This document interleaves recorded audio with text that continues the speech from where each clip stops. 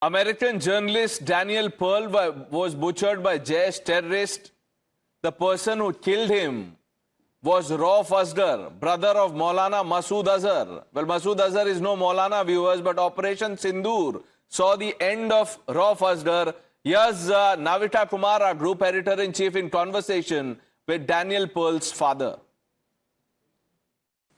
Even as India is in the middle of its conflict with Pakistan, 2 days after India decimated the terror camps in Pakistan, especially the Jaish-e-Mohammed, the headquarters in Bhavalpur, I'm joined by slain journalist Daniel Pearl's father, Judea Pearl. Good evening from India.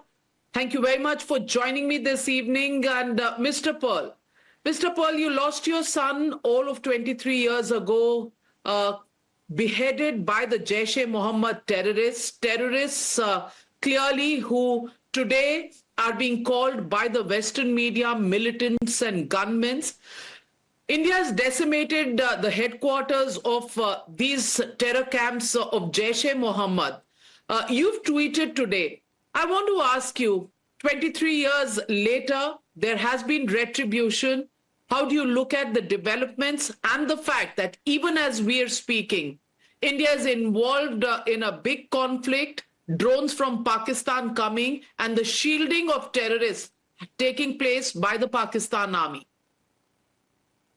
Yes, I understand that this has been taken on in Pakistan, that Pakistan is both unable and unwilling to control or to disseminate their terrorist camps.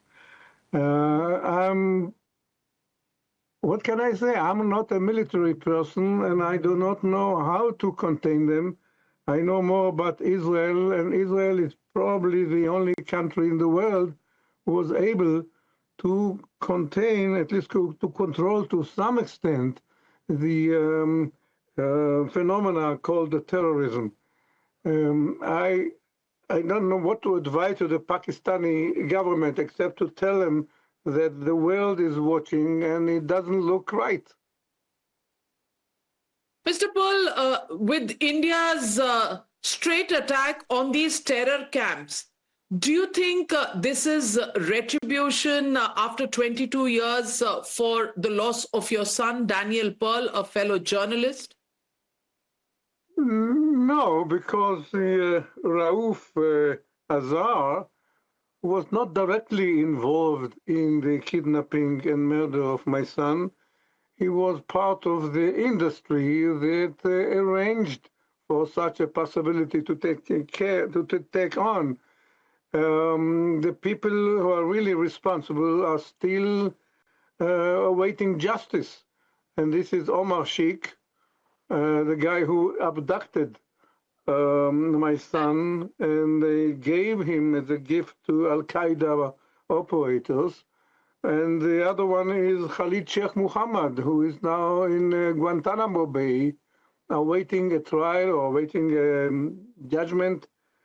I don't know what I cannot get from the American government any answer of what they intend to do with Khalid Sheikh Mohammed. Evidently, they are waiting to try him on the 9/11 problem and not on the murder of Daniel Pearl. Some information I got is that they are afraid the two issues will conflict with each other, so they prefer to try him on the 9/11 crime. I'm still waiting to see him brought to justice on what he claimed he did. And what he claims is not very complimentary. Does it bother you somewhere the fact that the world hasn't even responded to these attacks on these terror camps? The ambivalence of the United States on this conflagration, because whoever tries to attack the terrorists, there's going to be a blowback. India going through the blowback, but the American position is hyphenation of India with Pakistan.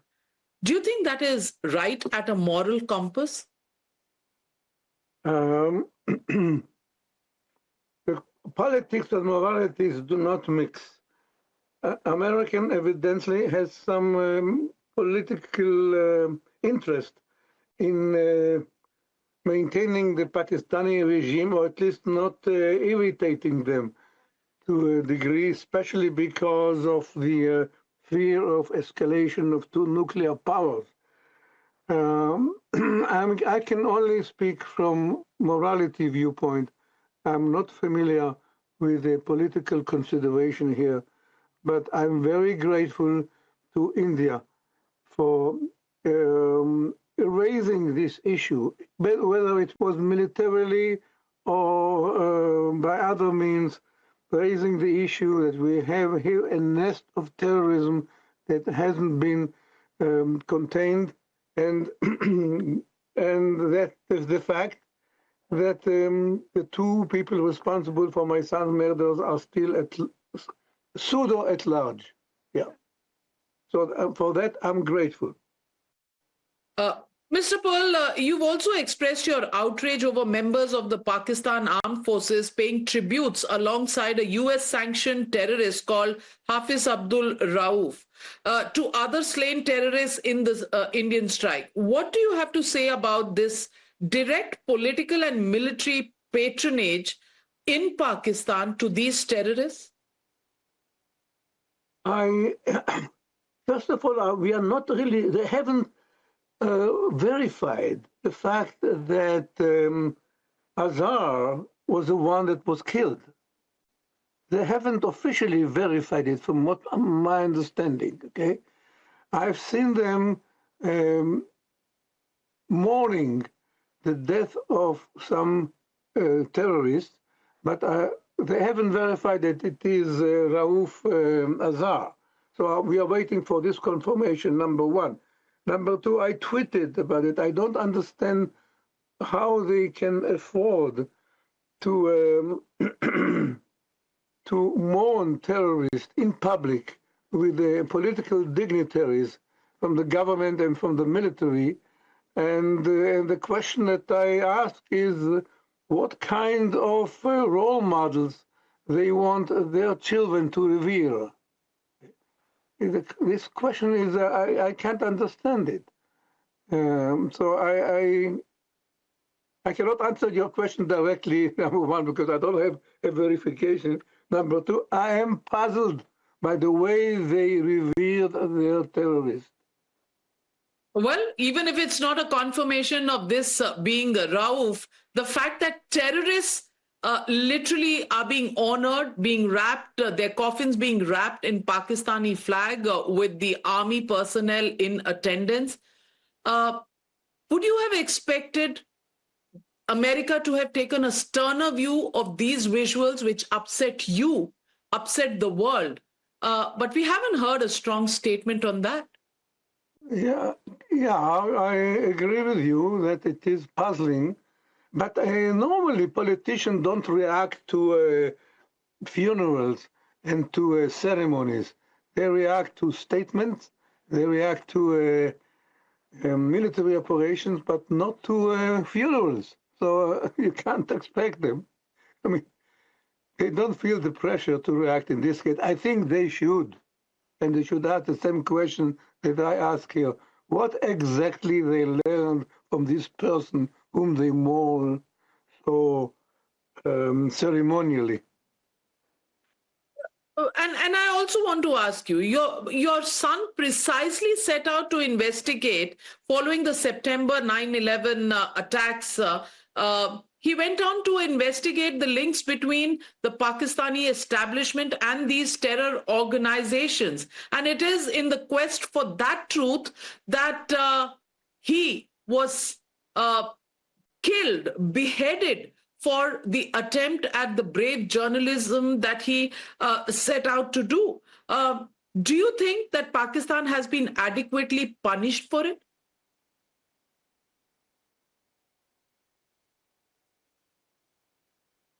Well, we had a long conversations at the time, a long discussion and disputes to what degree Pakistan is responsible for this action. I remember President at the time, they tried to exonerate the regime from any responsibility for the killing and abduction of my son, I think unsuccessfully, because, well, it's 21 years now. And I remember that there was an idea of having a monument in memory of Daniel in Pakistan. They felt honestly, many people from Pakistan approached me and felt sorry for what happened. And they kept on saying, this is not the Pakistani people. We are peace-loving and we are against terrorism. So they talked about erecting a monument in memory of my son, but it didn't materialize. And the reason it didn't materialize is because they told me the moment we erect such a monument, it's going to be abused, and it's going to be decimated, defaced. No point doing it. So, which means it's a combination of we are trying to do good, we are helpless. That was the general sentiment I heard. And there are some good people in Pakistan that are really ashamed of their extremists. At the same time, the government is helpless, perhaps because the military and the extreme element are stronger than what they are admitting. And also there are elements in the government itself that are interested in strengthening it. I don't know for what reason, but obviously it has to do with the feeling of national honor. But I understand your emotions. Have you had a sense of closure so far, or are you still waiting for justice to be done? Do you think India's attack on these terror camps in Pakistan brings a little bit of reprieve to some of those bottled up emotions that you may have? It does, but to a certain extent, primarily because of the fact that the issue has been brought to public attention. As you can see, today you are interviewing me, and many people are interested in learning more about what happened and who else is responsible and who else should be brought to justice. So in that respect, it brought some closure and some attention. But we still have here two people directly responsible, which are waiting justice. And we can name them, and we know exactly where they are residing and in what luxury government safe house. Do you think the Americans have had a lack of will to take action and to avenge the brutal murder of Daniel Pearl?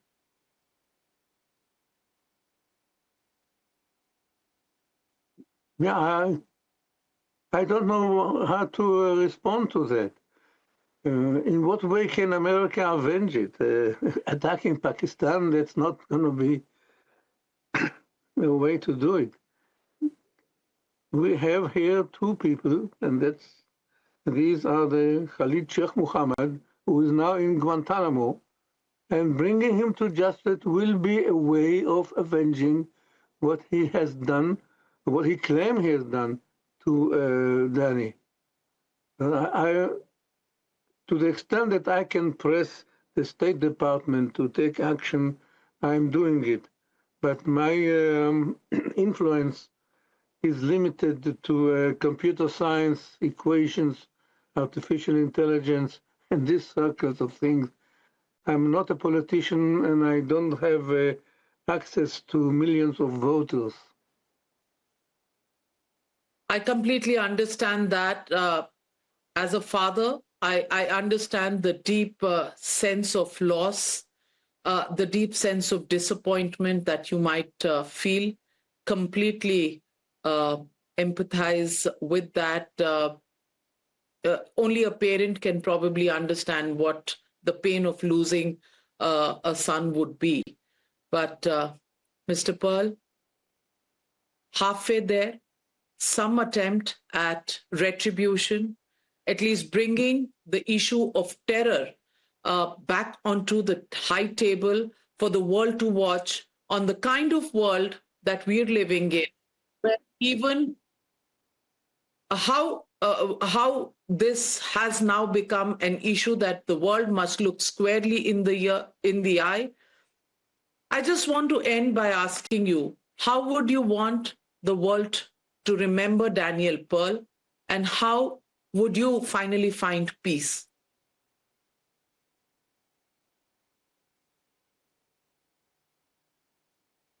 I would like the world to remember Danny for what he was. And this is the kindest person in the world, a peace lover, a lover of humanity, and a bridge builder. And I would like also the world to remember him as a Jew, as the face of the West, a face of the West that the West is not is proud of. And it's important, and I'm glad again for that the action of the Indian Army has brought his face to public attention, because many people take pride of his life.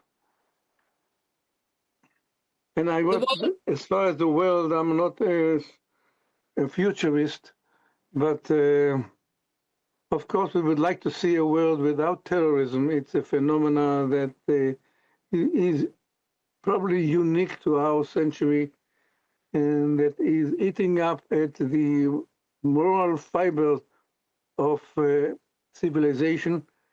And we need to not to contain it, to eradicate it by naming it, by classifying, by dissecting its anatomy, and understanding its motivation and its and how to deal with it, and we have to rename it, because it was named and then forgotten. President Bush, I believe, came up with the name "War on Terror," and eventually it was mocked to be something that you cannot do, because every terrorist is a freedom fighter looking at it from a different viewpoint. It isn't really a two-way of looking at things. It's very clear phenomena that has a very simple definition. It's the attempt to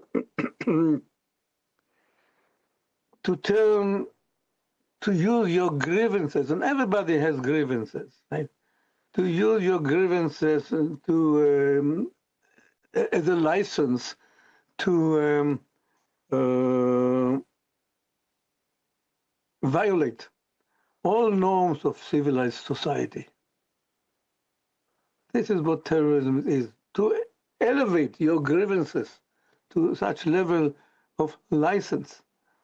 So in that sense, it has a definition, and it has to be fought against by that name. I completely understand.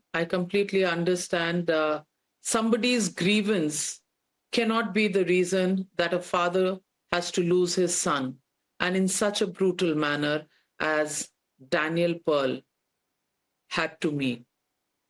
I completely understand where you're coming from. And surely every country in the world, every human being in the world needs to know terrorism is terrorism. To call it a freedom struggle is to do injustice with those human beings who have the right to life. They have a right to dignity. anybody's grievances cannot be met by a person who's absolutely innocent, has nothing to do with all of this, who's going about his way of life just in the manner he wants to, who's never crossed paths with these terrorists. For them to decide that they have the right to end a life clearly is not the justice system that this world was made for. But Mr. Judea Pearl, I'm glad that the issue is back on the table. Sooner than later, the world will have to take a position on it. Being ambivalent cannot be a solution. People have to look at terror in the eye and address the problem in the backyards that most countries have to deal with. Thank you very much, Mr. Pearl. Thank you for having me. Thanks. I can only wish you that justice will be done sooner than later to Daniel Pearl, a fellow journalist, a man who went out to look at these terror links between the Pakistani establishment and the terror camps. We do hope that work is completed by a younger journalist in this generation. Thank you very much. Thank you very much, Mr.